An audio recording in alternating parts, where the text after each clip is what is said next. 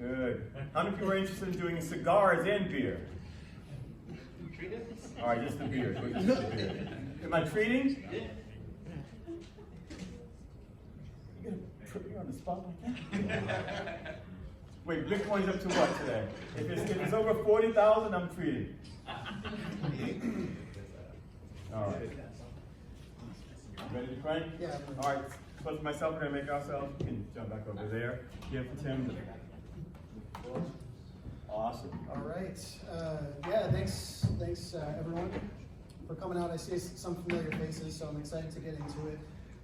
Last time I presented pair program, one of my side projects, like Arnell just mentioned. So I wanted to kind of piggyback a little bit off of that, but I think tonight, like, it would be good to kind of dive into some collaboration.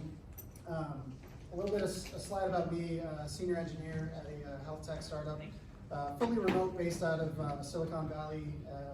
Currently a full stack product engineer. Have experience as a site reliability engineer as well, so I've kind of worked on across the entire stack, infrastructure all the way to mobile applications. And some of the prerequisites tonight. How many people, raise your hand, how many people want to code along tonight? Okay, awesome. And just checking, because sometimes people want me to just code, and that's totally fine too. So it seems like the resounding answer is that you guys want to code. So let's get to it. So some basic prerequisites. If you could just get set up on, the primary thing is that last one. I would assume that most of you have the first 5 bullet points there, but I'll allow you guys just a minute or two to get going on getting your laptop fired up. If you have a GitHub account, that's great. If you have a Mac, it's likely installed with already. If they don't have a GitHub account and they don't have Git installed, is that 100% required to do this demo tonight?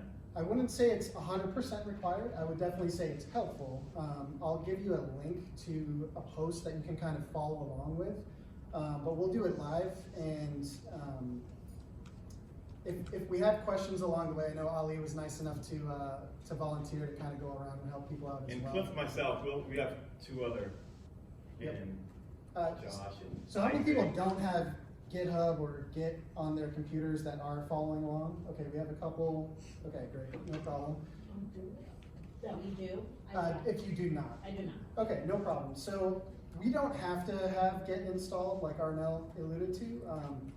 We would likely want to have Node installed. So I think what we should do is, in this case, this was part of the theme anyway. I would recommend, if you don't have these items installed, you're going to have a blog post that goes along with what we're presenting tonight, so you won't be left in the dark. But I think it would be best to partner with somebody that has these items installed anyway. We kind of want to get a little collaborative magic going tonight, aka pair programming. So if you don't have that, would you mind shuffling around to somebody?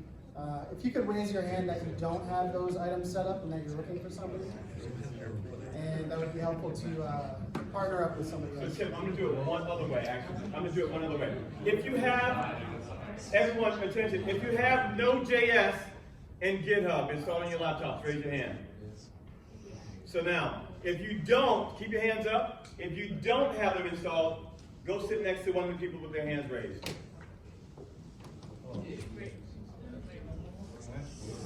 If you do not have Node.js, you do not have GitHub installed, you're going to move from your current seat next to someone who has their hands raised. And this table is one. If I set up right Oh yeah, right. I think that's great. That's the second one. I'm just gonna. The second one I said, raise. I think. I'm going to do this one more time, everyone. Yeah, of course. Some people didn't get the memo, so we're going to do it one more time. Raise your hands if you have Node.js and GitHub installed. Node.js and GitHub. Take a look around. Do not lower your hands. If you do not have Node.js, if you do not have GitHub installed, please have a seat next to. No, wait. You have Node.js and GitHub? No. This is raise your hands if you do. If you have it installed. Node. No. Node.js. Yeah. I know. Awesome. I didn't realize I heard him say. So take our laptops. You can take your laptop. You'll likely be kind of doing their singing and stuff like that. So it's not necessary. All right. So Cliff has it, so he's going to be the idea to this table here. Okay, so you guys can stay there. So now what we're going to do, he'll be in the middle. Awesome. No, but it is helping. This is here to help them.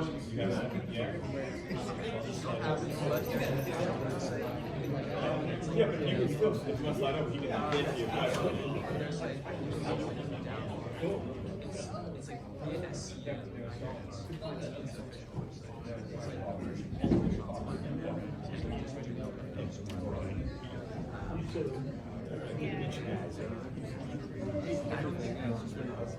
All right, is everyone partnered with somebody that has Node and a Git account?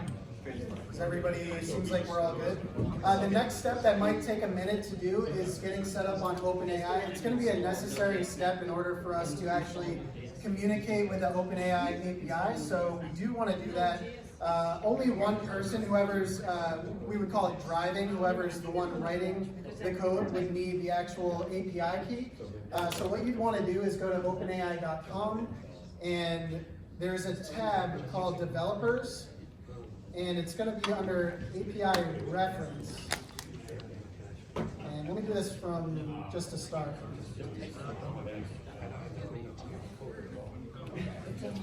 Thank you. Got it. Second that.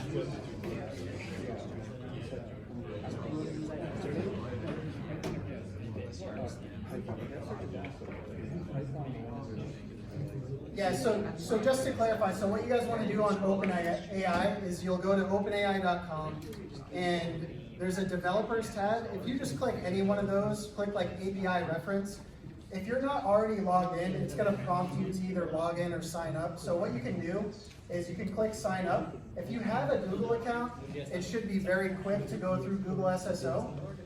Since I already have an account, I'm just going to click log in.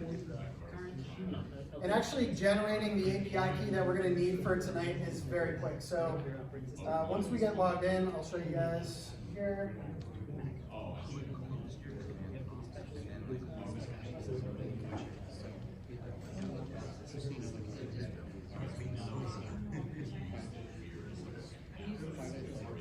Yo, Ali, do you have an API key? I do. You want it? No, it's fine. I was just curious if you have to add like a card or anything. I don't think you need. It should be good.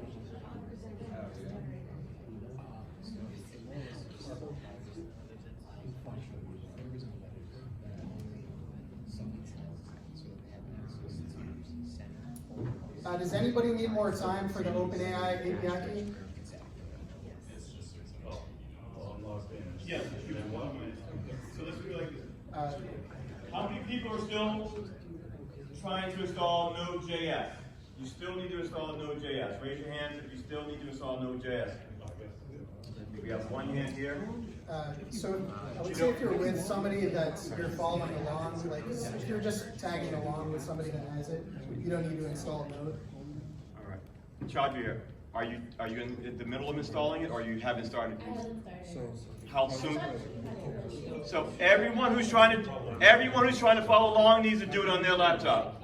And if you're in Dev Accelerator, you need to be doing it. So you can't rely on someone else's laptop to have it. So you want to go to Google, type in download Node.js, click it, download it, pronto.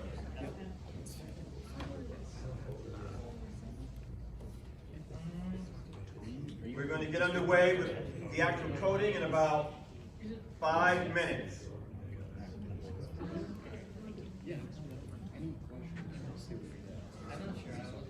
When you, anyone need any help installing Node.js? Raise your hand. That's not so important, but It's not necessary. It's helpful, but not necessary. next thing is getting your OpenAI API key. Tim, did you go to the home page once again? Yep. So take a look here. The word developers, without even clicking that. Just keep your mouse right down on the API reference. Bring it down again. Don't even click that. So take a look at Tim's screen. You're going to go to openapi.com. OpenAI.com. Sorry, I said OpenAPI, didn't I? You're going to go to openai.com, and then you're going to click on what? Click No, on developers. And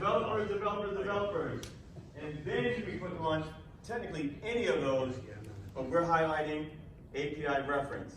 Go for it, Tim. Click that. Yep, so click on API reference. If you're not logged in already, it's going to ask you to either log in or sign up. And to sign up, very easy. You can just continue with Google, or if you have a Microsoft account, you can do that too. That would be recommended for tonight, just for the sake of the time crunch that we're under. But outside of that, it's very easy. You can continue with Google, hop into any of your Gmail accounts, and once you're actually logged in, when you click your avatar in the top right, there's a view API keys. Hover your mouse right there. Oh, yeah, so for instructional, you want to hover like for 15 seconds. So take a look and just move your mouse to the right a little bit so they can see that fully. So you go to your, once you're logged in, well, let me ask this. How many people have logged in to openapi.com? You're logged in. Great. Progress. So then, so you in the upper right hand corner, it doesn't say login, you have your little icon up there, your avatar, default. And then you want to come down here, click on View API Keys. And then View API keys will take you to this screen here. Last thing that you have to do is create a new secret. When you create a new secret, I think, yeah, it says you're not going to be able to see it again. So it's important that you store this on a notepad that's on your computer, somewhere safe. This key, you do not want to expose this to the public outside of this. So what you'll do is when you're done with tonight's demo, you'll want to rotate your keys. It's a good security practice. You'll just delete the key that we're using tonight. When you use the project to show friends and family and stuff, just use a new key and generate that. We'll show you how to do that after, but just wanted to call that out because if this key gets exposed, somebody could, rack up a bill with. Could you bring your key back up there again for a second, too? Yeah, exactly. So all you have to do, I'm going to revoke that key. So all you have to do is just click revoke right here. And it's as simple as that. Generate a new one. We'll paste it in the application that we're building tonight in the same spot. It's going to be very easy. And yeah, make sure that you copy that key when you click create new secret. Copy that key and store it on a notepad or something on your computer because we're going to be pasting it into our code.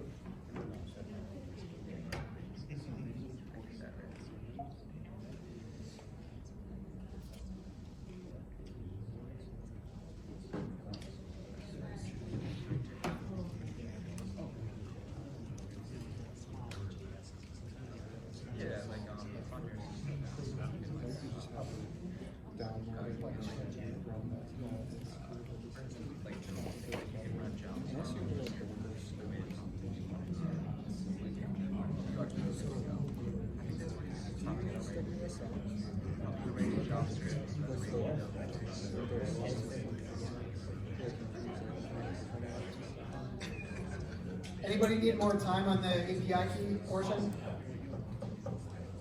One person over there. For those of you that are finished with the API key, the next step is we're going to download the actual boilerplate code that we're going to be using and adding to. So we're going to be adding our own code to it. And you can find that code. It's probably a lot easier just to type this URL than it is for the actual GitHub link. So take a second to pull that up.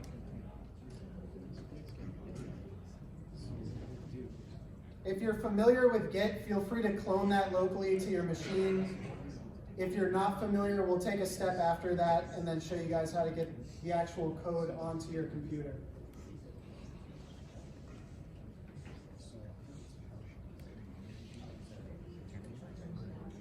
Yeah, but I just download it from the website.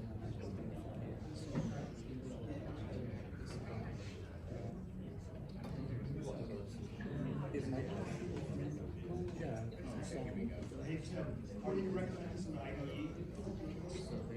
What's that? So probably the easiest IDE like would be VS Code or something like that. I use WebStorm. It's a little more involved to get that going. Yeah, but let's go to vscode.com really quick for everyone. So everybody, if everyone really quick, type into Google VS Code, and it's going to show you. Let's go back to that link. Yeah, so it's code.visualstudio.com. VS Code, and then pause. So right here, notice the name. Right there, visualstudio.com. Right there, thank you. This is what you want. So this is an IDE, integrated development environment, that you're going to do all of your coding in. How many people don't have an IDE or don't know what an IDE is and have never used one? Raise your hands if you don't have an IDE on your computer. 1, 2. Chaudhry, what do you have for yours? I have the Visual Studio Code. All right, perfect. And if you're here for the new Dev Accelerator internship, raise your hand really quick. And then when I point you, you can print it down. What do you have for your IDE? All right, so you're downloading that now, right? Okay. Yeah. You're downloading that now? I have it already. All right, keep your hands up. What are you downloading for yours? That.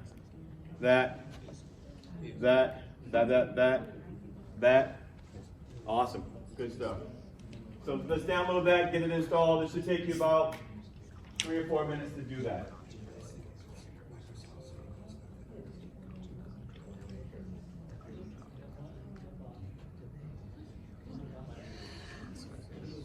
By the way, Tim is going to be giving away this wonderful, what's it called, the Echo Dot?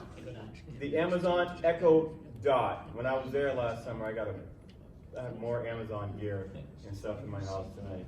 Don't know what to do with it.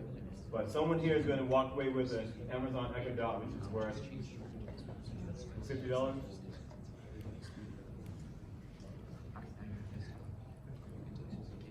So has everybody, or have most of you had a time to punch in this link and go to the GitHub link that it takes you to? Not yet. Who's still downloading Visual Studio Code? Raise your hand really quick if you're still installing it. One hand installing it. Everyone else has Visual Studio Code up and running.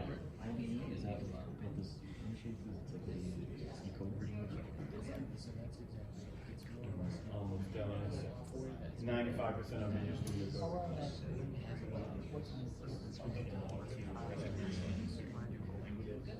No, I like to get a turn.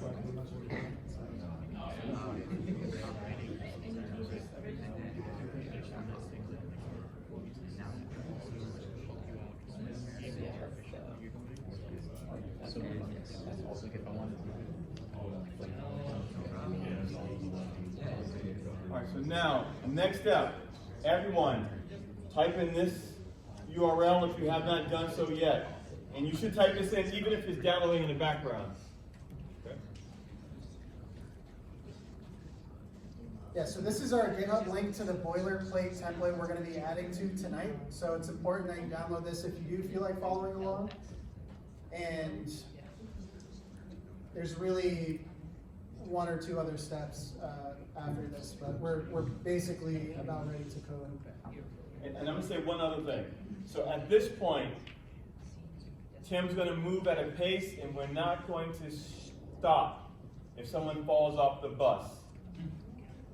If you fall off the bus, there's a blog post that he wrote that walks you through this. Yeah, so we're actually going to step through the blog post, I think, so that way more of us can get like most of the code written, and I think it's going to be more helpful. So I'm going to be speaking about like what we're actually adding to the code, and then if we decide that like we want a more focused session at some other time, if we're not able to get through as much as we'd like to tonight, I'm more than happy to do that. I would love to coordinate something like that with you guys. So okay, so by now most of you, or a good chunk of you, should have the GitHub repository. So ultimately at this link, if you have Git on your computer and you know how to use Git, then go ahead and just clone it. by clicking this code button. It's a drop down, and you can clone it to your local machine if you're familiar and comfortable with that. If you're not comfortable with that, what you're ultimately going to have to do is just download this zip, and it's going to download a zip file to your computer with the artifact, that the actual code that we're using. And I can just give you an idea of what something like this might look like. So it's going to download the zip file to your machine. You would just open the zip file however you do it on a Windows. If you on a Mac, you just double click it. And then with your IDE, you essentially want to open this up. So I think with Visual Studio Code, you would open that up. I don't use VS Code, but I will show you guys how we do it on a different IDE.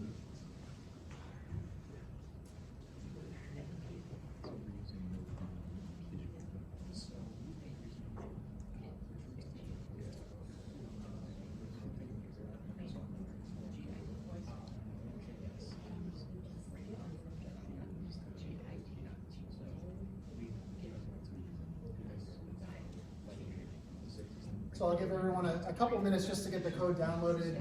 If you do feel like you need some help on that, definitely raise your hand. I'm sure we could get one of these kind folks to help you out that are already finished.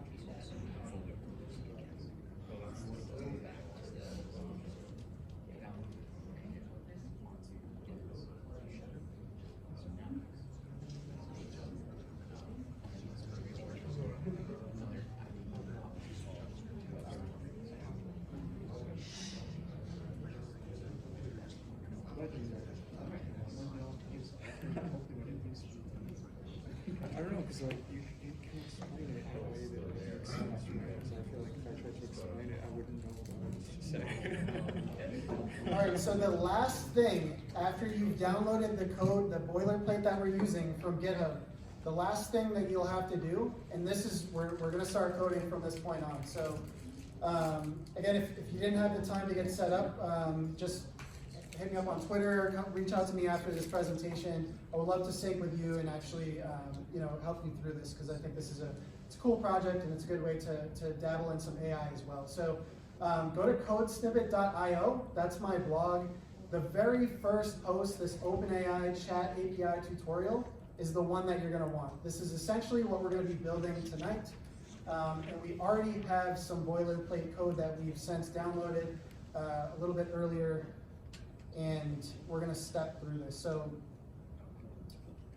So at this point, I'm going to get started with just the remainder of the presentation, just because we only have till about 7:30, so that leaves us about 25 minutes. I apologize if I'm moving a little faster. It's probably a little faster than I would have liked, but I do want to at least get you guys a taste of the OpenAI and some of the cool stuff that we can do with it. So a quick background. So what we want to do tonight is build a customer support chatbot, and using OpenAI, we can essentially feed it requests that we would have if we would imagine we were users of a platform and we were reaching out to customer support.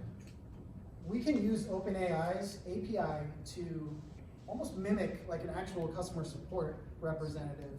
And it's super helpful. So this is just what the app will look like in its finished state.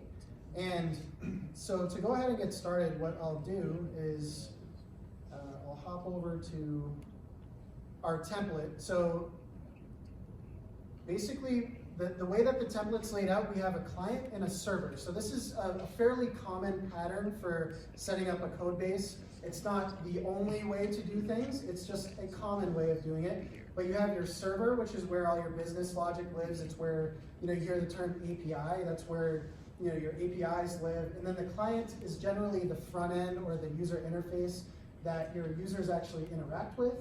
And so this is the basic structure that I've configured for this project.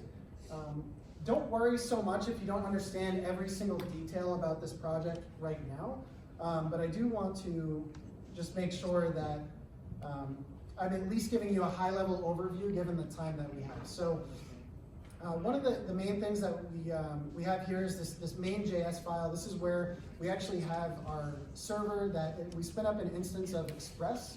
Express.js is a very popular Node.js server framework. It's used to set up your APIs for your backend where you can fetch data and do all that, those types of things like that you would normally do on any given backend. You can see here we have this route, and just to give you a quick demo of the boilerplate that you guys have already downloaded. So if we just npm install, and if you have Node on your machine, npm comes with it. And so when we npm install, there's very few packages. This is by design just a very, very lightweight client-server framework. And it's just meant so there's not a ton of like React or Next.js to overwhelm you and have to learn all that stuff first. This is like the most basic version that I could think of a client-server implementation.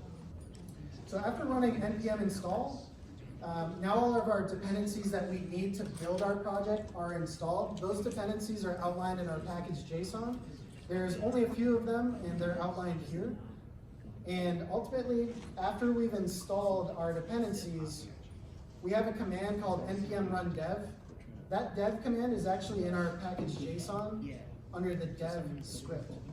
And what it's doing, it's running this under the hood, but ultimately npm run dev starts our server. And so you can see here in my terminal that the server is listening on localhost port 3000. So now when I actually go to a browser, localhost 3000 gives me this boilerplate template. So this is a template that you can really use for anything if you're just trying to get familiar with a front end and a back end and how they would communicate with one another. Out of the box, this boilerplate gives you that. So if you just said, like, hey, what's your name? Code night PVD. You hit submit. This takes that data from the front end, sends it to the back end. The back end then returns it to the front end saying, hello, comma, the name that you entered. And then that triggers that on the front end. So it's a full stack, a very lightweight full stack application. I wouldn't consider it a production application, but it gives you the gist of kind of how applications are structured.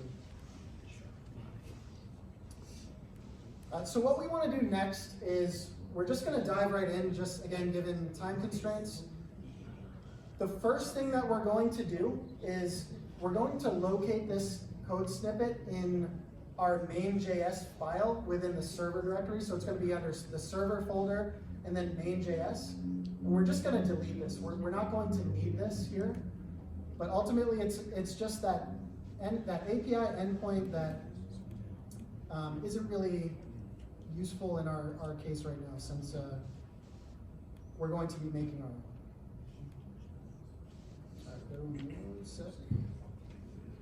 Okay. All right, so we locate that API/hello, and that's going to be in the main.js file. And we're going to take that and just get rid of it. We don't need it. So we're getting rid of that because, again, that's just part of the demo purposes. And so the next thing that we want to do in this same file, in this main.js file, is if we scroll down on the blog post, you'll see a global.messages. So just a quick background on what this is. This is a way for us to store state in our application. What do I mean by state? State is just some type of, let's call it history for our purposes tonight, where we have this chat application, and we're conversing with it. And let's say we ask it a question like, who won Super Bowl LI? I think that was like Super Bowl 51. Who won Super Bowl 51? The chatbot will answer that question, and it will say, the New England Patriots beat the Atlanta Falcons in Super Bowl 51. If you ask it a contextual question after that, such as, what was the score at halftime? If you don't provide it the context, the state of your conversation, the history of your conversation, the chatbot's just gonna ask you, I have no idea what game you're talking about. So we essentially have to keep it in the loop of the conversation that we've had with it thus far. And so what we're doing with this global.messages is this is not something you would do in a real world application. You would likely use a database or some cache mechanism to store this data. But for our purposes, it's nice and easy, quick and dirty, as they say, and we can make good use of it tonight. So what we're passing in here, this is an array data structure. This array has a bunch of objects that we pass into it with roles and the content of the roles. So roles can be, this is specific to the OpenAI API. This is documented in the blog post, so if I'm going a little fast, bear with me for tonight, but you can go back and read. It's a couple steps above. But I do want to cover this. So there's 3 different roles when you're talking with the OpenAI API: system, user, and assistant. The system role allows you to set the tone for what your chat with the API is going to look like with OpenAI. So you basically say, and you can read this right from the blog post, I'm basically like telling it, hey, you're a helpful, empathetic, and friendly customer support specialist. You are here to help customers with their orders. You sometimes make small talk. So just basically like priming our chatbot to be friendly and helpful, and letting it know its role, that it's basically providing customer support to our users. If we had an object in this array, which we will shortly, with a role of user, we want that object to be the user input that you're typing in the application. So we'll get to that momentarily, but the system role essentially gives the API the kind of the background of what you're looking for from it. So you can imagine, like, if you wanted to be like wanted your chat bot to be like a sportscaster or something like that, it would change its tone accordingly. So what we want to do is take this snippet and essentially from the global, you can take the whole thing actually, just this entire snippet. Let's just copy this, and we're going to add it back into the main.js somewhere around line 20, because we've already deleted the API/hello, we got rid of that. We've replaced it with this app.post, and this is our own custom API route that we've made. And so we're going to wire up our front end part of the application to talk to this portion in the back end specifically. So what did we copy over? So you want to take the code snippet on the post that starts with global.messages and just take that whole snippet and then go ahead and add that probably somewhere around line 20 or so. Jim, how do we get to that page? Snippet? It should be on the blog post. So if you guys have the blog post open, I would probably flip between that because we're going to be pulling most of our code snippets from this actual post tonight, just in the interest of time. Of course, we could take a deeper dive at some other point, but. Okay, so we take the global messages, we make sure that that's now located in our main.js file. You can see here, we essentially just copy paste it. So now we have a new app.post. So this means we can send a post request to our API at this endpoint. And the next step, I have a little bit of, I try to approach this project from a product standpoint and like how we actually develop in the real world. So a lot of the time we'll just see a picture of what something looks like from our designer, and then we'll hear from our product manager that gives us the requirements, the functionality, that we should have. So I'll spare you guys all of those details tonight, but just know that if you go back and you do follow the blog post line by line, like you'll get a good idea of what a real world scenario looks like when your designer says, hey, we want something that looks like this, and our product manager says, we want something that functions like this and looks like that. So as an engineer, I've kind of outlined a lot of the requirements, but we basically dissect that in this blog post. And one of the quick points here I want to touch on is that we have this, we want to send messages from the front end to the back end. So you can see here on this mock-up that there's a text box and then there's a send button. So presumably that's where the end user who needs the customer support is actually going to enter their question and then click send. So how do we get the message that they enter from the front end, their computer, all the way to the back end, right? So what I outlined in the post was essentially what we would call more or less a contract. So it's just an agreement between the front end and the back end, just saying, hey, the front end's like, I'm gonna send you this object, and this is an object like this curly brace syntax, for those who aren't familiar. We're gonna send you this thing that has a key, which on an object, this is called a key, has a key called message, and we're gonna send that to the back end. The back end says, okay, we're going to agree on this contract, and so that's what I'll be expecting from the front end. And so you can see here, we have this addition to our snippet. So in this case, we just want to take this const message equals rec.body. So copy just that inner piece, and we're going to paste that into this app.post somewhere around line 40 on your boilerplate. So this endpoint, this app.post here, this endpoint is /API/OpenAPI. So on our front end, we're basically communicating directly to that endpoint. It's effectively a URL to keep things simple. And we're sending a request to that URL. And as I mentioned, the contract that we agreed upon from the front end to the back end is that the object we're sending is going to have this key called message. That's arbitrary. That could be whatever we want it to be.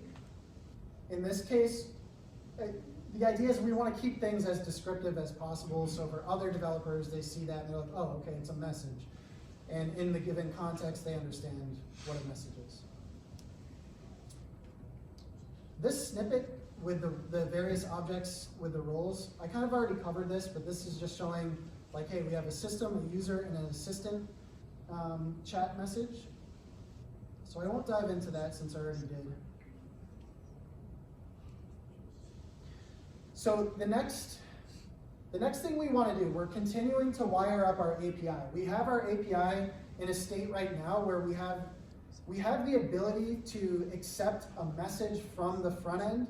We haven't seen that in practice yet, but we know that through this bit of syntax here that the back end is ready to receive a message. There's quite a bit of code here. So what we can do is copy. You're going to ignore the message, this first line, or I guess second line here, this const message.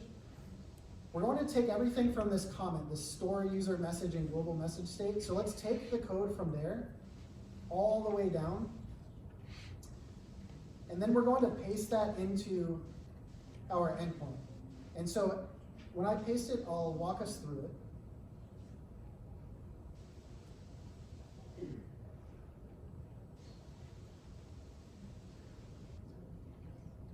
So essentially, as I mentioned, we should still have this const message equals rec body. So we're taking a message off the request body that's coming from the front end. The next step here is that try to make this a little larger. We're creating a new object. This new object has a role of type user. So I already kind of filled you guys in on the various roles. There's 3 roles, again, user, assistant, and system. So this message, as we already have covered, comes from the user. And so we want to create a new object with role of type user. And the content key should be set to the message. This message, again, is dynamic. It's whatever the user is typing in. And the key that we're using here is content. The key itself is important. The next step that we're doing here, we created this global messages array in one of our first steps. Remember, that's where we store the state of the conversation that we've been having with the chatbot. So what we want to do is we want to take the user's message and add it to the state. So effectively what's happening on this line 51 here is we're saying global.messages.push.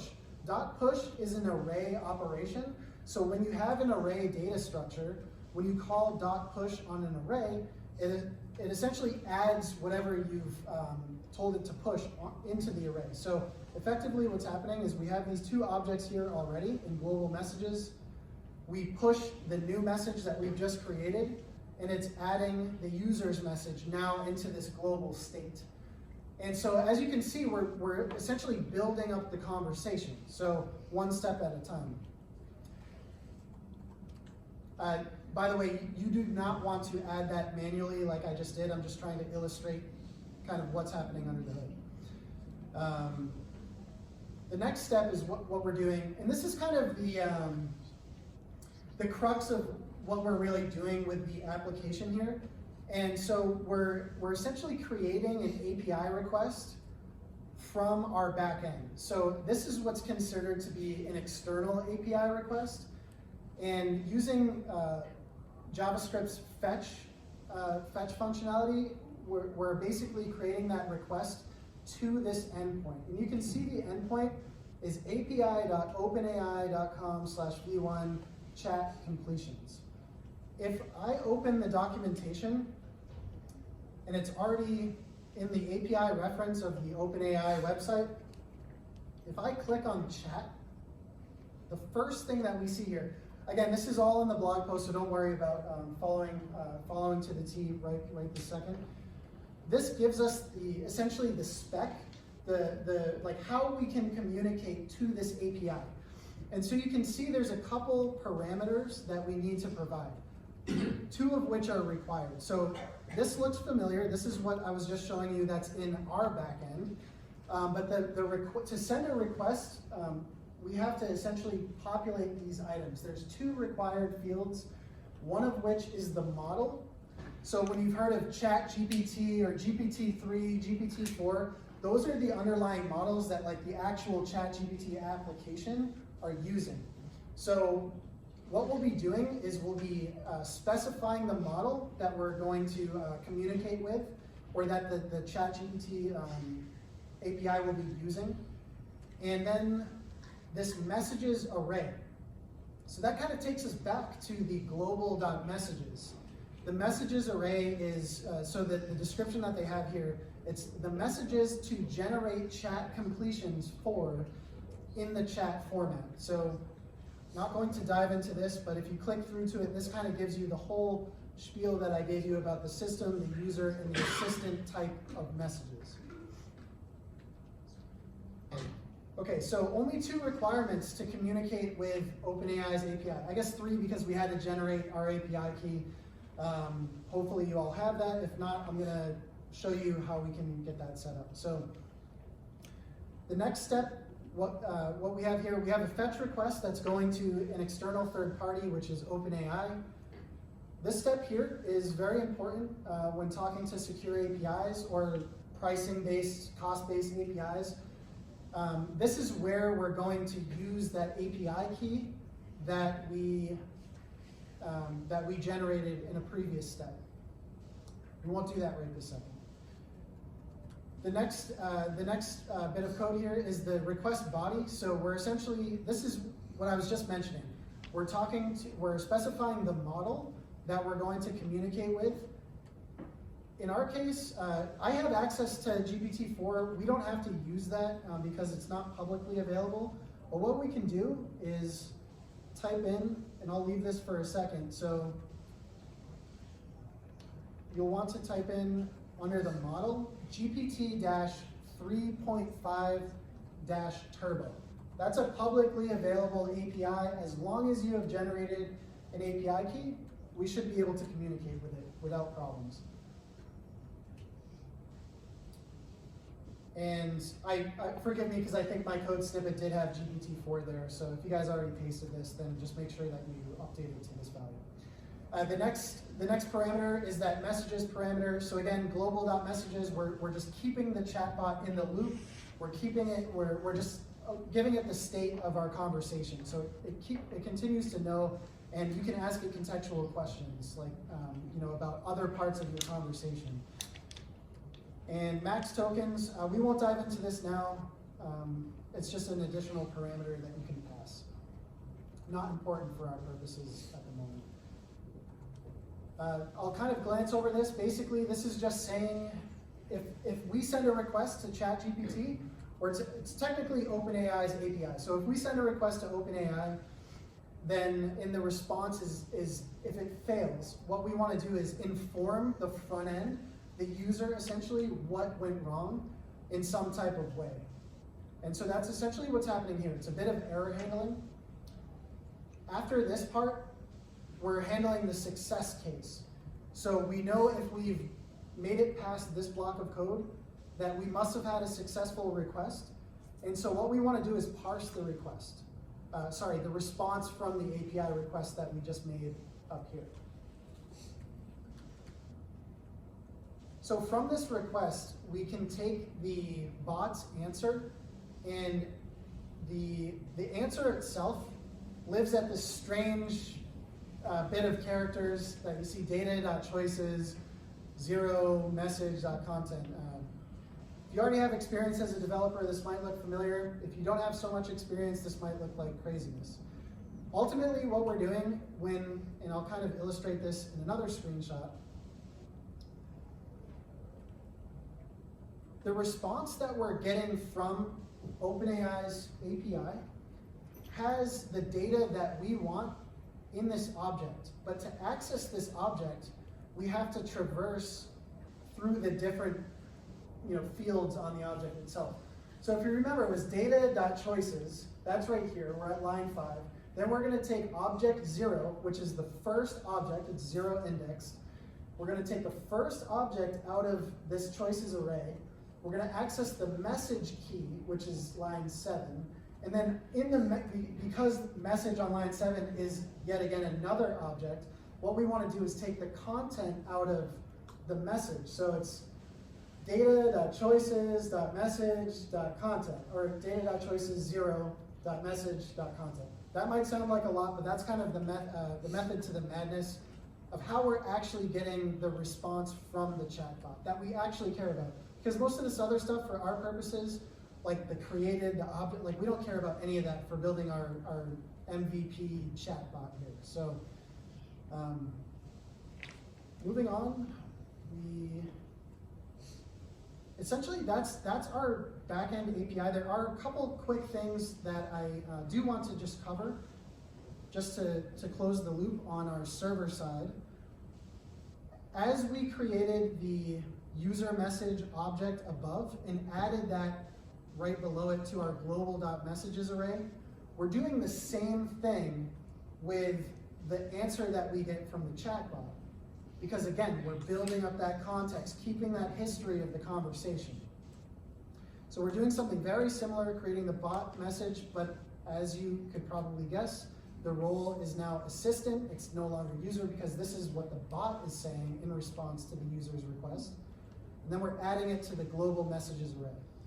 The last step of our API is sending the data that we've received back to the front end.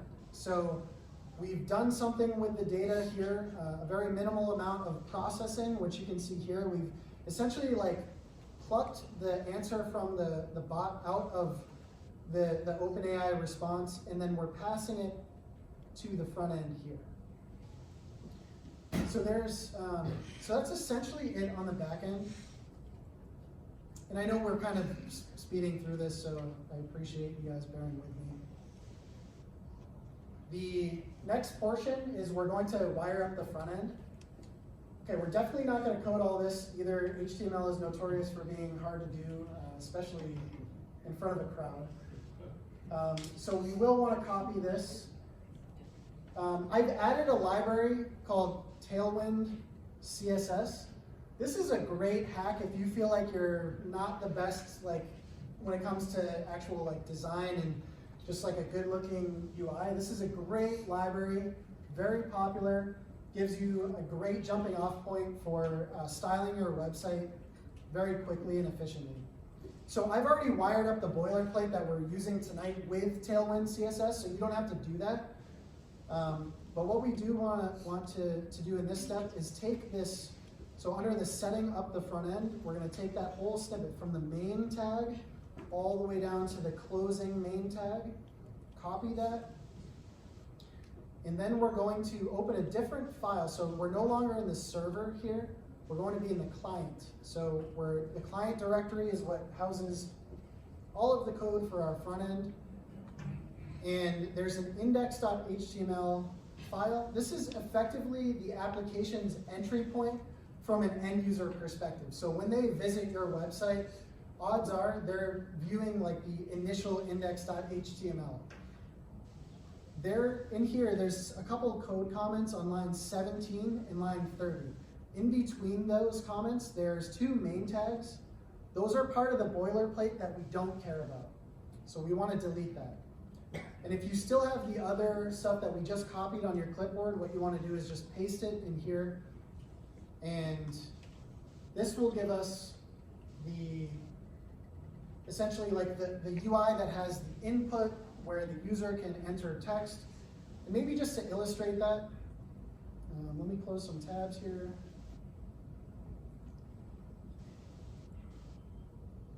So again, our application, if in a terminal you've ran npm run dev, if you haven't, don't worry, I can sync with you afterwards just to make sure you get this running. But running npm run dev from your terminal in the root of this project starts your server, and then it will serve the static files, which are essentially the front end files as well. So it's kind of an all-in-one command for us. And when we open our browser, our project is running on localhost 3000, and you should see something like this. And again, if you're not, that's quite all right. But we'll show you kind of what the rest will look like from here. So we have this very generic kind of like, hey, I can help you with your support questions. This is not part of the API yet, so don't worry about that. That's just kind of hard-coded there. But we do have this text box, so that's kind of the stuff behind the scenes that we get with the boilerplate.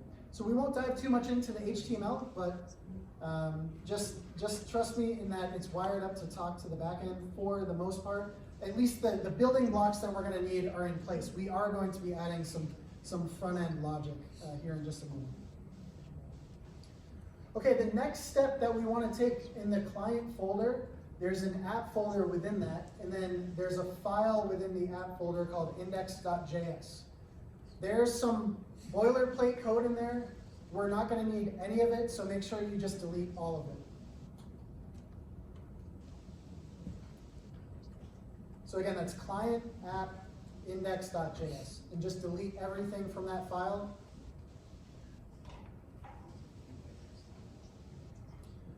Okay, so the next step after setting up the front end, we've already pasted our HTML where that needed to go. And as I kind of just demoed, I punched in some text, I click send, like nothing happens. There's nothing going on. We're not seeing any of the user's requests. You know, if we look back to our mockup, like we're not seeing like the user's purple text box or a darker gray response from the chatbot. So what we want to do is just wire that up at this point. And so we're definitely getting closer to the home stretch.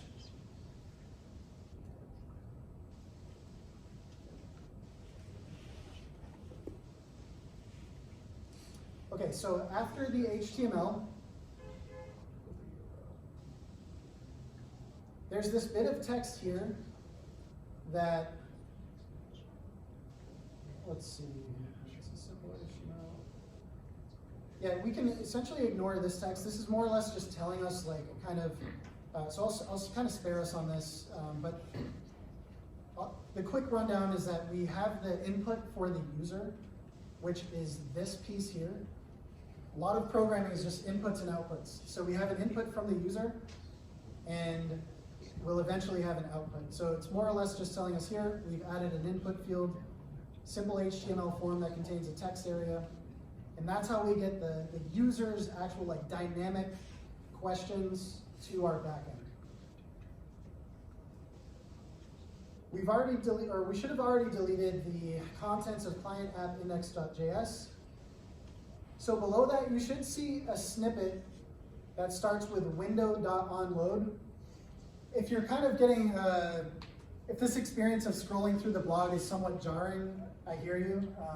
I would recommend like using your browser to search for like a keyword like window.onload, like Command F if you're on Mac, and that will just take you to this code snippet here. What we want to do is take this piece, and then I'll explain it momentarily. So the window onload code snippet, we're going to add that to our index.js file. What's happening here is window is a global object. I might get some of this wrong, but as I understand it, it's a global object in the browser. And onload is an event that gets called when the page loads. So every website that you visit in a browser is invoking this function in some way or another. It might not be doing it exactly the same way we're doing it here, but it has its own essentially life cycle event that's happening whether you know it or not. There's many other events like this, like window onload. There's lots of others that you can hook into.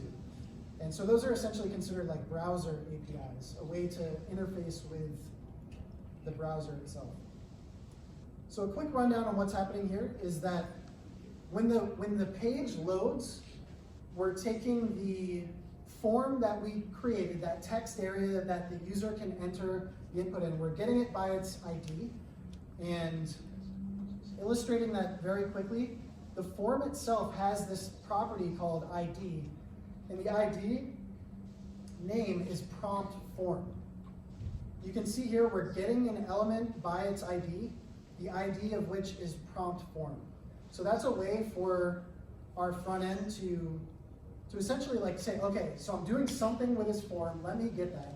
And then it's adding an event listener of type submit. So when somebody submits on that form that has that form ID of prompt form, it's going to invoke this callback function. You don't have to necessarily know what a callback function is, but just understand that this function runs, it executes after somebody clicks the submit button on the form. This is a little kind of esoteric, but we're basically preventing the default behavior of the form submitting. You'll see this a lot if you work with forms or when you work with forms, but don't worry so much about this right now. We could probably take a lot of time diving into that. Essentially what we're doing in the next line here on line 10, we're taking the value of the user's input. So again, we're getting that element by its ID. This time it's a different ID though. Notice it's the prompt input. So we have a prompt form and we have a prompt input. Prompt input is here. It's this text area. The outer form itself that the text area lives in is the prompt form that I just went over. So prompt input is what the user actually types into. We're taking the value that is in the actual input, so whatever the user typed in that case, we're creating a variable out of it. And then we're going to pass it to these two other functions that we have yet to create. We have them here, but we haven't written them yet. So the next couple steps we're going to take are to actually add the code for that. Okay, so hopping back to our blog post, I have some kind of explanation like I just went through with you guys of, kind of the prompt input and all that good stuff. The next function we're going to wire up is called handle submit message. That's one of those stubbed out functions that we hadn't written already. Let's just go ahead and copy this entire piece here, and then we can paste it into our file.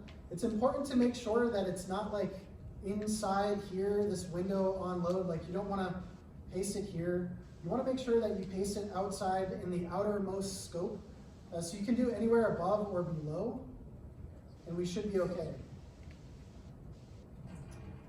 What this function is doing, it's going to handle the actual submission of the user's message. We have some input validation here, which basically just asserts that the user actually entered a message in order for us to actually do some work on the back end. Because if a user didn't type something and they click submit, we don't really care about that. There's another function. It's denoted by the green squigglies. Like, we have not written this yet, so we'll come back to that. You might have seen this earlier. If you recall, we were sending a request to OpenAI's API. In this case, what we're doing is we're on the front end of our application now. So this request is actually going to the back end of our code that we've already wired up. So we have this fetch request that's being sent to /API/OpenAI. And if you recall, you might remember seeing this path. That's how we kind of know what exactly we're hitting. This is called an endpoint, an API endpoint. So when we send the fetch request, we're sending it to the endpoint that we just created. Similarly to OpenAI, we're passing it some information. If you remember the contract I mentioned earlier, that's, the front end agrees that it's going to send a message, the back end agrees that it's going to receive a message. This is where that's actually happening. We're taking the message that we've received and we're passing it to the back end. Lastly, for this function, we're just taking the response that we're getting from our own back-end server and just returning the data. We'll see where we're returning that data exactly in just a moment. Only a few more functions to add, and then we can hopefully get a real demo going. We have this add user message to dialog box. When you create a function, it should be readable. You shouldn't have a function that's ABC, XYZ. You should be very descriptive, because odds are either you're going to read this function months from now, or one of your teammates is going to read it. The more descriptive you can be with your function names and your variable names, the better. I think I was joking with my teammates today. We might have had a variable that was almost 40 characters long today, and that was just better than the alternative of some crazy condition. I always err to the side of being more explicit. Some people don't agree, but I find it's more helpful when reading it. So you could probably glean what this function is trying to do. It's adding the user's message to the dialog box, which is the front end, chat bot, this dialog box that we see here. Okay, so we want to take the add user message to dialog box. We want to add that, again, in the outer scope, so you do not want to add any of these inside of the actual function bodies themselves.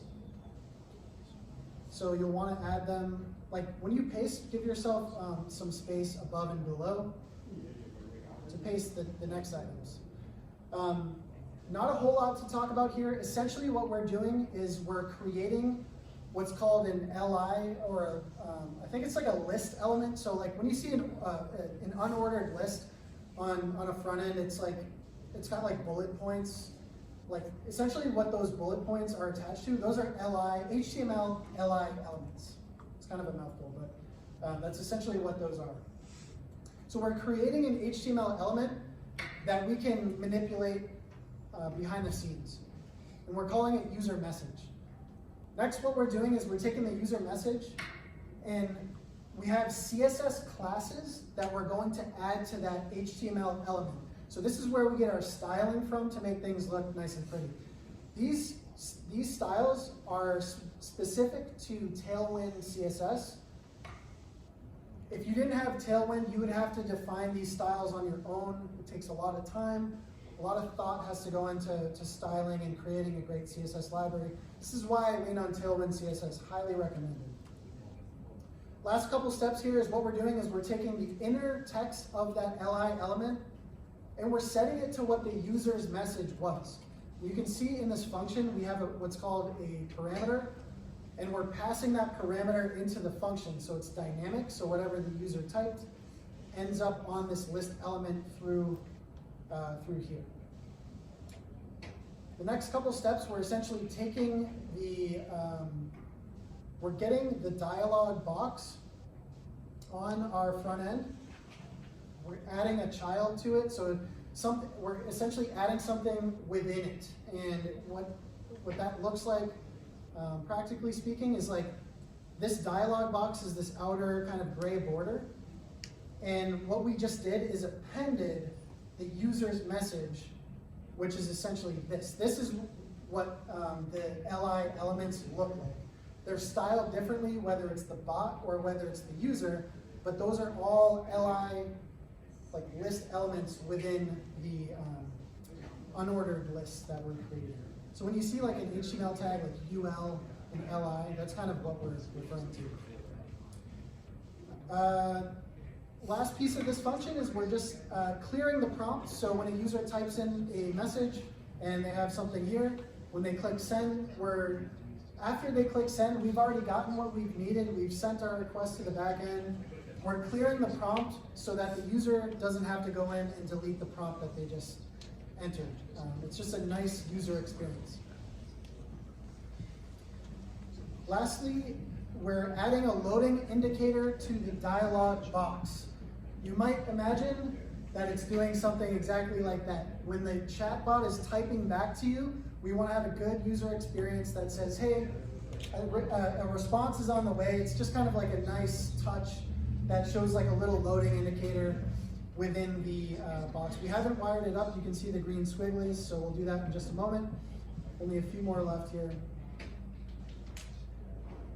So we're going to add the loading indicator to the dialog box.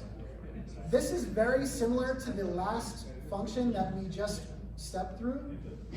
It's doing almost exactly the same things. I will spare you guys from this in the interest of time, but just know that it's essentially doing the same thing as we just did for adding the user's message to the dialog box. Scrolling down some more, one of the last functions that we have is to add the bot message to the dialog box. Similar to the last two items, we copy, we paste that in there. It's almost taking the same steps to add that list element to our chatbot, but this time it's for the bot's message, not the user's message, nor the loading indicator. The last step that we want to do is we have that loading indicator that gets added when a user sends a request. Loading indicator shows up. We have a request coming back, but before we display the request coming back, we just want to make sure that we remove the loading indicator, because now the response from the chatbot is ready and we no longer need to see the loading indicator. And so you can see here a very simple function, and we shouldn't see any more of those kind of squiggly lines indicating that we have a function that's undefined. Everything should be wired up at this point. And we should essentially be ready with one caveat that we have not pasted our API key that we set up in the first place. So really quick, I know we're kind of getting close to overtime here, or probably way over time, I should say. So again, under OpenAI, I'm going to view API keys. I'm going to create a new secret key. I'm going to copy the value that it gives me. In our project, there is a file called env.example. What we should, just a quick precursor on env files. This is a way to make your application configurable across different environments. Developers often have multiple environments to test their code in. We would have a development environment. We'd have even our local environment, which is just your own laptop, your own machine. You'd have a development environment that probably exists in your cloud provider like AWS or what have you. And then even after dev, there's usually other environments, and then you have your production environment that is like multiple steps removed from your code. And you have these environments to kind of essentially catch bugs before they reach your end users in a production environment. So an env file is a simple way to make your application configurable and different across these environments, but essentially executing the same code. So when we have an API key like this, our API key for our local or our development environment should definitely be different than our production environment. That way we don't cross paths, we can keep our billing separate. There's a lot, I could talk a whole hour about application configuration, so I'll spare you, but the last step here is essentially if you've, what we want to do is create a .env file, and we can paste, we have this, we want to add our configuration, so I'll open I think it's OpenAI API key. This is what we've defined it as. Equals, and then paste the value that we have here that we got from OpenAI's website. Last step here is, we don't have to do this, but so don't bother, don't worry if you don't add the port. That just tells us what port the application is listening on. Okay, so if everything went well, what we would do is we can just restart the server so that it pulls in this new API key that we just added to our configuration. npm run dev, it tells us, hey, our server is listening on localhost 3000. So now we should see our UI, and hopefully if everything's wired up, we can ask it a question. I have not received my order yet. Can you help me? Okay, so we ask it a question. We see the loading indicator as the request is being processed. The request comes back, loading indicator is removed. We see an actual answer from OpenAI's API. It says, of course, I'll be happy to assist. May I have your order number? Sure. It's PVD 123. Loading indicator, we have a response. Thank you for providing your order number. Sorry to hear that you haven't received it. May I confirm your shipping address? 123 Main Street, Providence. All right. And I think at this point you guys get the idea. What we've done is essentially wired up our, very basic, it's very topical to wire up an MVP. As the other guys before us, before my presentation, were saying, like, you just want to have an MVP, something very quick and dirty that gets your product out the door. So hopefully, if you didn't get a chance to actually complete the project tonight live, then you at least have the resources with the blog post. But definitely feel free to reach out to me and touch base if you have any questions on this. But at this point, that's all I have. Are there any questions from anybody? Does ChatGPT allow you to manually set a state without using the API? So it's ChatGPT as in like using their interface? Yeah, so you can, as far as I can tell, like some of the cooler things that I've seen with ChatGPT, people are like priming them. They're saying you're an AI that knows how to program Python or whatever. And they give it like all this like kind of background. So I think that's the way of doing so from like their website. That would be probably the way to do it. I don't know. There could be another way of doing it. I think actually they do have something in a different portion of their platform. But any other questions? Can you keep it within a parameter so you don't have it going too far off topic?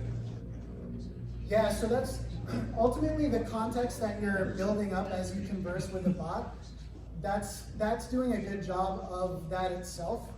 But also those original system messages that I showed you, those are going to be probably the best way to actually like keep the bot on track and really tailored to your specific use case. Because maybe it's not customer support, maybe it's, I don't know, something else. And whatever that is, you'll just tell it like, hey, like I want you to behave in such a way. And actually, just to touch on that really quickly, in the server file, the global messages, I actually told it, like, additionally, you should never ask the customer to upload or provide any photos because the website has no means of doing so. When I was experimenting with this, it was like, oh, please upload a photo. And I was like, I'm not gonna add that for this like project. It's already long enough as it is. So you can say, like, don't ask me about uploading photos, don't ask me about XYZ. I also said, do not mention that you're a bot. So I asked it a few questions. I'd ask it small talk like, hey, how are you today? And it's like, oh, I'm an artificial intelligence. I don't have feelings yet. So I was like, just don't ever tell me that again, basically. So any other questions? Oh, yeah. So let's say I had like objectives for the chatbot. Like I wanted to get her address, I wanted to get this information so I could send a refund. How would I extract that from the responses that the user has? Yeah, so I guess, so your question, just so I understand, so doing just the lightweight example that we just saw, we had a chatbot that's asking for the address. Right. And you're curious on how we would actually extract the address in some useful manner for like an actual business use case. I suppose that's a good question. I'd probably have to put more thought in that. I would imagine that there could be a way to pass in some level of metadata or something like that in response to a question that's, long story short, I don't have an exact answer for you, but I imagine we could get creative in terms of like what the chatbot responds with. Does it respond with like a link that asks you to fill out some particular form? Like that's not something totally out of today's realm, you know? You can see the actual request is still hanging here. Yeah, I haven't used the ChatGPT API too much, so I'm not really familiar with how you actually use it to do like get information like that. And so I don't know if anybody just saw that, but I essentially just refreshed the screen, which in a normal application, you almost always lose your application state. And so it doesn't have the context anymore in most cases when you refresh. But in this case, I just refreshed. It says, oh, I apologize for the delay. Thanks for confirming your address. According to our records, yada, yada, yada. So it still had that context because the context is stored on the actual backend, more like a database. So any other questions? Awesome. Thank you guys very much. I appreciate your time.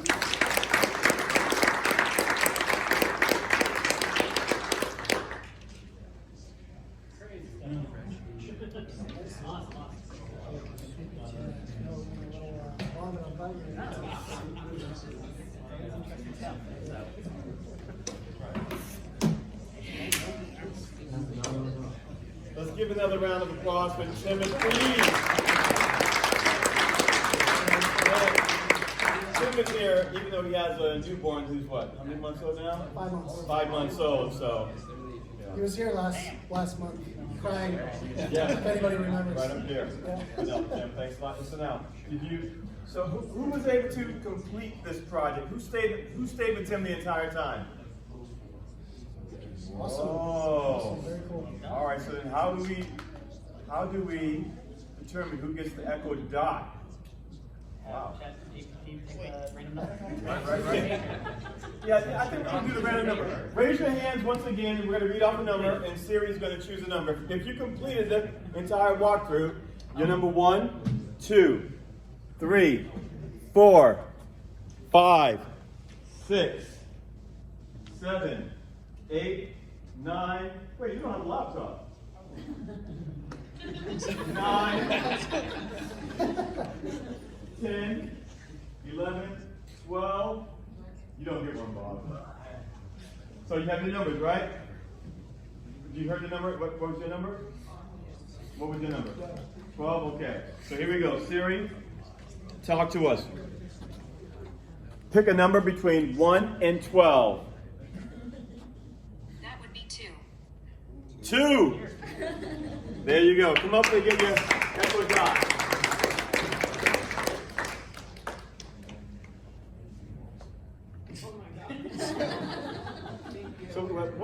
Okay, so what are you doing these days for work? I'm an apprentice, app developer. App developer apprentice. And did you ever go to any local coding schools or anything like that to learn? I did with this guy. With career devs. Oh my goodness. What? So it's going well? Yeah. Yes? That's good, good, good. Glad to see it working out for you, Julia. Thank you, thank you. That's Julia. Yeah, so a lot of old career devs faces in here tonight. So we're about to go out and get some beers, but before we do, those who are in, see how that works? People know, like, is it me? Are we talking? Should we not be talking? So for those who are who are interviewing for the new position for Dev Accelerator internship, raise your hands. So when I get a quick count. 1, 2, 3, 4, 5, 6, 7, 8, 9 of you souls in here. Good stuff. We are going to meet again here Monday evening. And we're going to have each of you demoing the most impressive thing that you have created or done in the past, what has it been, month now? Past month. And so we'll be meeting here, but not in this room. But I will send an email out with where we're going. It'll probably be upstairs, one of the upstairs rooms. And that'll be part of the interview process. Everyone has to demo something, right? Because the internship begins when? April 3rd. And it's unlike these, so Career Devs has changed to Dev Accelerator for those who don't know. It's a lot faster, much more intense. It's an internship type of situation. And so it's going to be, yeah. But it's also, it's giving you experience, real world experience from day one. Instead of being students for 12 months, you have this internship program where you're working on one of our platforms that we're developing, and it's gonna be great. So, I do want to make a quick reminder for people. So, Cliff, let's go to Tim first. I wanted to plug this survey. Oh, yes. If you all could take like 3 minutes to fill this out before you go, that would be a huge help. So take a picture with it first, really quick. Yeah, obviously like tonight seemed like we tried to condense a lot of things into a short amount of time. I'd like to improve on that going forward. I'd also like to hear from you guys what topics are most interesting to you. So all of that is, there's options to add that in the survey. Please fill that out so that can help us on the next code night, because we want to just continuously improve this for all of you, and that would be super helpful, so thank you. that kind of slightly touches base on what I was going to mention. I wanted to let people know who weren't here for last month that this event is for you. We want to put in these monthly events what you want to see, and we want to promote you. So if you have something you want to demo, if you're interested in running a demo of your own, a presentation, a lesson, something you think is interesting, reach out, send us a message, reach out on LinkedIn, Facebook, I think you're on Instagram. All sorts of places. Reach out to us, let us know if there's a spot in the survey for it, let us know there. We would love to have some of you present as well, not just us. We would love to have this be your event. Great. Wonderful. Next month, Dev Accelerator interns, those who are hired, you will be presenting here. One of you or two of you will be presenting here in 1 month's time. Baptism by fire. Awesome. But no, we're really excited that you guys have chosen to come out here to hang out with a bunch of geeks, fellow geeks, on a Wednesday. Yeah, we don't count days of the week. On a Wednesday, but I really believe that we can create something special in this state. Rhode Island has been lagging behind far too long. We want to do a geek lunch as well during the month, because everybody. Well, how many people are from outside of Providence? Live outside of Providence? Raise your hands. So would it make more sense to call it Code Night RI versus Code Night PVD? Raise your hands if you think Code Night RI sounds better to your ears. Raise your hands if you think, nope, you got to keep up, I'm not going to repeat. Raise your hands if you think that Code Night PVD sounds better. Wow. Where it is. Look at that. So, see, because I was talking to some of the RiHub people. They're RiHub, R-I, and they were like, Arnell, would you be interested in changing the name? I said, I'm open to it. I said, but I'm going to see what the people want. I'm not going to just... It makes sense to say where it is, so people know exactly where they're gonna go. Good. All right, good. I think I did. And I don't have to reprint these. And true. Great. Next month, we'll send out another survey in addition to this to see what you're interested in having done. And anyone here who's interested in doing something like this, like for Tim, this is the first time talking with a group this large that aren't your employees or your team doing this type of exercise with people at different levels of skill. Very, very Different. beneficial though, right, as well? Oh, absolutely, Right? yeah. Very, very beneficial. This is a great place to be. It will help you hone and sharpen your skills as a technologist in terms of oration, presentation, and skill ability to communicate something that's technical and have people follow along with it. So get involved. This is your code night. It's not ours. Last month it was 2. Now it's 3. We're like rabbits. Next month we'll have like a little NSYNC gang up here doing dance steps, dance moves. So, but let's continue to think big in terms of what we can create, the ideas that we bring together. So that's the reason why I asked a few minutes ago, who's outside of Providence? Who would be interested in having a lunch together at maybe like a Zaco Taco or something like that once a month? Once a month, right? Oh yeah, so that's going to happen. All right, that's already enough hands there. Right? We'll tell them, hey, we're coming in for lunch, we're taking you to the restaurant, get like 20 chairs together, and let's just eat and talk. So that outside of this, we can have some informal conversations. Bring your laptops, don't bring your laptops. But we want to create this critical mass of constant ideation coming together to spark ingenuity, creativity. All right? Isaac, for instance. Isaac, come on up here and talk about rat gun. So Isaac is another career devs graduate. I think half this room might be career devs graduates out there, which is not a bad thing. So Isaac, talk about rat gun, how it began, and it was really, really interesting. Now that you graduated, you became this really great software engineer, especially that part there, but how you're saving time and what you have for an offer for somebody here. All right. So, hi everyone. I went to Career Devs like 3 years ago, I think, and been working as a software engineer since I graduated. So, yay. First at Citizens Bank and now at? First one at Citizens, now at Robin, which is in Boston. We do office software, so booking a desk, booking a conference room, things like that. And before I started at Career Devs, I was like part-time game developer, and I was all self-taught in Unity. I heard that you were doing Unity, so I was, I did that for like 5 years, trying to release a game, not having a lot of luck, and then, yeah, I heard about Career Devs through a meetup, which is IGDA Rhode Island. So if anyone's interested in another group like of networking, talk to me or look up IGDA Rhode Island. There's a good group there. What nights do you normally meet? We meet once a month. It's usually on a Tuesday, but we'll announce it. We have a Discord. We also have a meetup page. So if you Would you ever be interested in meeting on a Wednesday, the second Wednesday of a month? Maybe.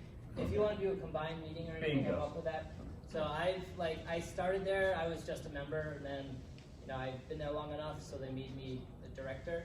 So I'm the director of the meetup. So anyways, long story short, long story long. I was working at Mousegun, and then I released it. And after 3 years of being a software engineer, I go back to my Unity code, I realize how stupid I was, and how I was crafting everything, like hand crafting the levels, and I wasn't really using good software principles. So now I'm making Super Mouse Gun, which is just like Mouse Gun, but a little bit better, right? 10% more. And now instead of hand crafting everything, I'm programmatically creating levels. How long did it take you to generate a level with Mouse Gun, and how long did it take you to generate a new level with Super Mouse Gun?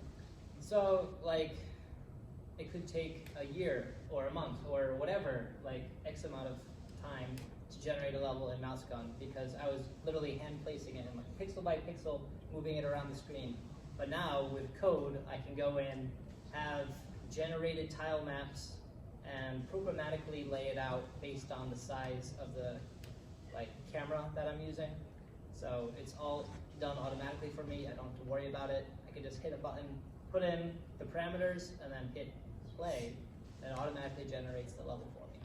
And then if I want a new level with different tiles, different walls or whatever, I can just like import an asset. Yeah, import an asset that an artist or myself makes, and then I have another whole other level. So Yeah. much easier. That's So if anyone's interested in hearing a talk, I gave like a micro talk last month or this month, beginning of this month at the Indie Game Meetup. So if anyone's interested in like maybe a little longer talk about Unity in general, or about tile generation or game development or MVPs, whatever, I've given talks before. So if you're interested, And I'll blast it out on my LinkedIn page, and I think that's really the only place I'm really promoting it. So I'll blast this out on LinkedIn, I'll blast it on the meetup.com page, and we're gonna promote the crap out of your meetup and what you're doing. And it just, what's really interesting here is that he was self-taught as a software engineer, came to career dev, got some core principles, got a job as a software engineer, kicked butt in those jobs, and is now the evolution of his own personal development. And what he's now able to contribute in terms of value on this planet is increased exponentially. That's true. Exponentially. So that's what I think that everyone here has the ability to do. can I give one more little story? Yes. So I was able to teach at New England Tech game design just from making that game and just from coming to meetups. And then I went to a meetup in Boston for Mass Digi, and there's a guy looking for teachers. And I'm like, I can introduce you to my friend who works at New England Tech. And he was asking me about my background, and I said, hey, I've developed these games, I have years of teaching experience. And he's like, well, you could be a perfect fit for this. Do you want to interview for the job? Right? I don't have a PhD, I don't have a master's degree, I have a simple bachelor's degree, which I got in English. It's not even a computer science degree. It's not a game design degree, but I'm teaching at college game design, right? Which college? At Curry College. Nice. So it's in Massachusetts. And I was teaching at New England Tech. So it really, I don't know, just go out there, make cool stuff, show people, and network. Not in a way that I want to get something, but trying to make genuine relationships with people, and then they'll remember you, you'll remember them. So if there's ever an opportunity, you can say, hey, I got this opportunity at a job I just, got hired at. Or they'll be like, hey, I remember you from that meetup, you said you really like game design. Would you be interested in, teaching or helping me, with my students? Something like that, right? So just always be ready, always be hustling, always go out there, do a little bit more, get off the couch. Well, you guys are already here, right? So I don't have to tell you, but, turn off Netflix and then go out, go to a meetup, meet some people, right? I don't know. Yeah. No. I'll shut up. Preach it! Preach it, Isaac! Listen to Cliff, too. Yeah. Listen to Cliff. Yes. All right. Indeed. And Tim. When I was going to career devs, Tim was me. Tim came up, he gave talks like he did today, and I'm like, wow, I want to be like Tim, right? And 3 years later, I'm Tim where Tim was 3 years ago, right? And maybe, in another 3 years, I'll be where Tim is now. I remember you showed me the original game. Yeah, So, I do too. I think one other thing Ardell told me was when I first started is, I'm not a big gamer at all, but he had said just to the class, just throw out your Xbox, get ready to have no life. It doesn't have to be that extreme, but you Yes, should. it does. Don't say that in front of him. Get rid of your video game. Yeah. But really, hunker down for Yeah. 10 to 12 months, honestly, it's life-changing. So. Indeed. You just need to get in, right? Yeah. You get in, you're going to learn so much more. at starting position at any company. Right? Yeah. And for everyone who's an existing developer working at a company, that is not your, And that shouldn't be a bucket list. You know, figuring out something that's all these amazing opportunities around us, and then taking this knowledge that you're learning and being able to invest in yourself, in your own startup. You know, that's the end goal, right? Hell yeah. Cliff, what do you want to say? No, like, I did tech support for like 10 years, and I was boring. I went to a meeting from this guy, and I actually almost didn't, because I had a job, I was on call, and like I worked till like 10 minutes before the meeting started, and I'm like, I may not make it. Like, I don't know, I'll go. And I'm glad I did. Like, that event started the domino effect of changing everything, and started getting me to really see that there is this community here. Because I tried to be a developer for those like 10-ish years that I was tech support. Every year or so, I would try again. I would get into it. I'd go to like Code Academy, or I would go to some other site, or I'd try to build a video game, like RPG Maker or Unity or something. Or I'd try to learn Python gaming, and every year I would try it. And I would always get stuck. I'd always hit a wall, and I was by myself, because no one in my family knew computer like I did. And so I never got past those walls. Then I joined the community. I challenged myself. This guy challenged me to do presentations. I was not a social person at all. One of the first, the first or the second one. It was the second one. The second one he came to, I said, hey Cliff, I said, I want you to present something tonight. He was like, wait a minute, I haven't prepared anything. But I was really trying to test him. I was like, you know, I see something special. I'm like, this is going to be my future work wife. And I'm like, I think it was the reason though, because I did beat the challenge you gave, and you did pay me $500. He did win a challenge. He kicked it with free code camp. I said, whoever can finish not just the 90 points, but finish the entire thing, I'll give $500 to, and he was the only one to do it. And yeah, I didn't sit down the event thinking like, I got my 500, I'm good, and then he did that to me. I'm like, yeah.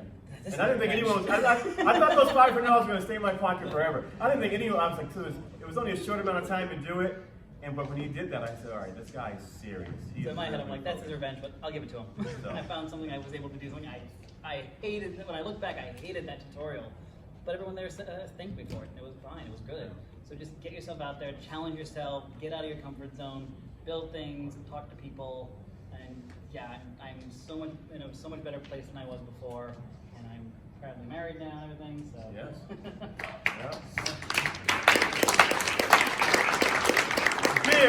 Beer.